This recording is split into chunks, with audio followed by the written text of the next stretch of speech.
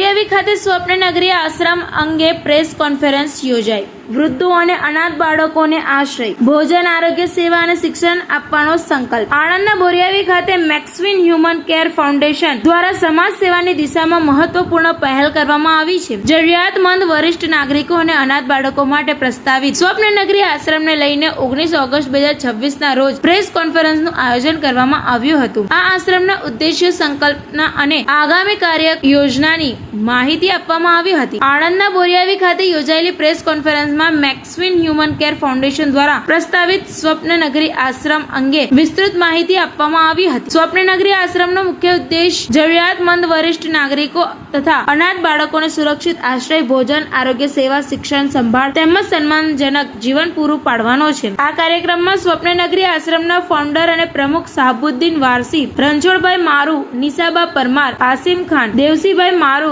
રઘુભાઈ અલગોતર, નૈમેશભાઈ શાહ, સંધ્યા મોટવાની, પ્રણવ પટેલ, અતુલ પંડ્યા, બસર મલિક, વિભા વૈષ્ણવ સહિત મેક્સવિન human care foundation અને city star ન્યૂઝની ટીમ ઉપસ્થિત રહી હતી। આશ્રયની જરૂરિયાત ધરાવતા વરિષ્ઠ નાગરિકો અને અનાથ બાળકો માટે સુરક્ષિત વાતાવરણ ઊભું કરવાનો સંકલ્પ લઈને શરૂ કરવામાં આવી રહેલું સ્વપ્નનગરી આશ્રમ સમાજ સેવાની દિશામાં એક મહત્વપૂર્ણ પહેલ બની શકે છે। હવે આ પહેલને સાકાર કરવા માટે સમાજના સહયોગની અપેક્ષા રાખવામાં આવી રહી છે। ટીવી 18 ન્યૂઝ નેટવર્ક સાથે રિपोर्टर बसर मलिक, आनंद। मैक्सविन ह्यूमन केयर फाउंडेशन की तरफ से जो ये प्रेस कॉन्फ्रेंस किया जा रहा है, ये स्वप्न नगरी आश्रम के लिए किया जा रहा है, जो आपके आनंद जिले के बोरियावी में बनाया जा रहा है स्वप्न नगरी। ये स्वप्न नगरी आश्रम एक ओल्ड एज होम और एक ऑर्बन होम का दोनों कॉम्बो है, जहाँ पे एक साथ बनाया जा रहा है, जहाँ पे बच्चे और वृद्ध दोनों लोग एक साथ रहेंगे इस स्वप्न नगरी के अंदर। और जो भी ये आश्रम मेन चीज़ क्या है कि टोटल फ्री ऑफ कॉस्ट में, कोई भी चार्जेबल आश्रम नहीं बनाया जा रहा है। यहाँ पे लोगों की सेवा के लिए फाउंडेशन का मेन मकसद है, मेन उद्देश्य है कि ज़रूरतमंदों की सेवा के रूप में और ज़रूरतमंदों के साथी के रूप में ये आश्रम खड़ा हो सके। ભાવનાની લીધે કે એક ભાવનાથી ને મન એવું થયું આપણું કે ગુજરાતમાં જેટા બકરા લઈને પશુપાલન લઈને અમે આવ્યા હતા। અમારી પાસે કાંઈ હતું નહીં।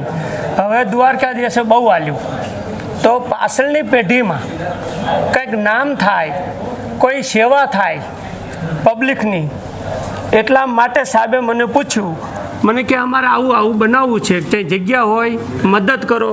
તો આપણે 24 ગુંઠા જગ્યા દાનમાં આલી છે સપના નગરી માટે। બીજી 34 છે, ખૂટે તો માગી લેજો, એમાં અમે બંધાયેલા છીએ।